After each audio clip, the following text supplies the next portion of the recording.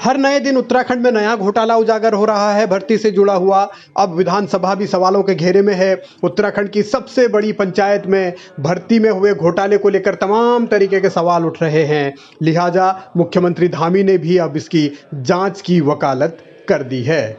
इधर विधानसभा के स्तर पर भी जो है गड़बड़ियों की शिकायत मिल रही है कि लोगों ने कहा है कि गड़बड़ी हुई है तमाम तरह से। हमने कहा है कि जिस संस्था में भी गड़बड़ी हुई है, चूँकि विधानसभा एक हमारी संवैधानिक संस्था है, मैं माननीय अध्यक्षा जी से भी अनुरोध करूंगा कि वह भी जो है चाहे किसी की भी कालखंड में, चाहे इस कालखंड में हुई हो उस कालखंड में हुई, जो भी भर्तियों की गड़बड़ियाँ हुई है उसकी वो जाँच बैठाएँ और सरकार उसमें पूरा सहयोग करेगी जहाँ भी सहयोग कर सकती है।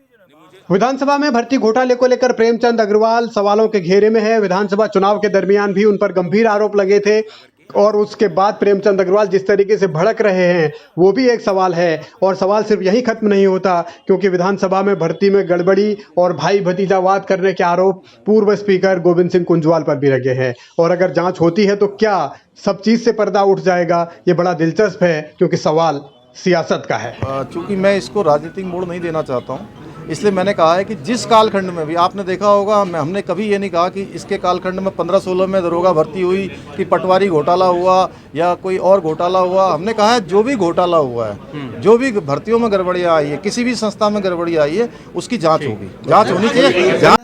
धामी कह भले ही ये रहे हों कि वो राजनीतिक मोड़ इसे देना नहीं चाहते, लेकिन उन्होंने ये भी साफ साफ कर दिया कैसे कांग्रेस के शासन के घोटाले गिना करके देखिए पिछले जमाने में क्या हुआ था, यानी कांग्रेस के शासन में क्या हुआ था। लेकिन सवाल यही है कि उत्तराखंड का दुर्भाग्य है, उत्तराखंड के नौजवानों का दुर्भाग्य है, बेरोजगारों का हक कोई और मारता रहा। जो अधीनस्थ सेवा चयन आयोग में लगातार शिकायतें मिल रही थी, लगातार भर्तियों में गड़बड़ियों की बात आ रही थी, उन गड़बड़ियों को लेकर हमने एसटीएफ को इसकी जांच सौंपी है। और दरोगा भर्ती को लेकर चूँकि पुलिस विभाग से जुड़ा हुआ मामला है, इसलिए हमने वो विजिलेंस को जांच दी है। जहां विजिलेंस ने अपना काम करना प्रारंभ कर दिया है, एसटीएफ ने अभी तक 25 लोगों को सलाखों के अंदर कर दिया है, उनकी गिरफ्तारियां हो चुकी हैं।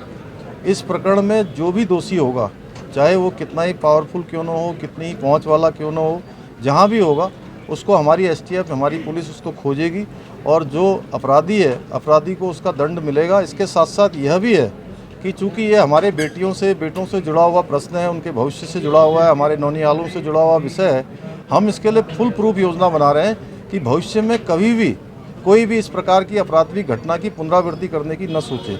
इसके साथ साथ जो बच्चे अपनी मेहनत से पास हुए हैं उनको भी जो है हम लोग कहीं निराश नहीं होने देंगे।